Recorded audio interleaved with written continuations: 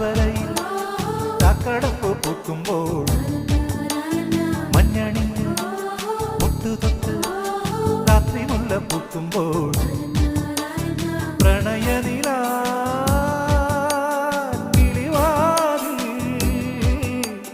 പ്രണയനില കിളിവാതിൽ മാറി തുറന്നതാരാണ്?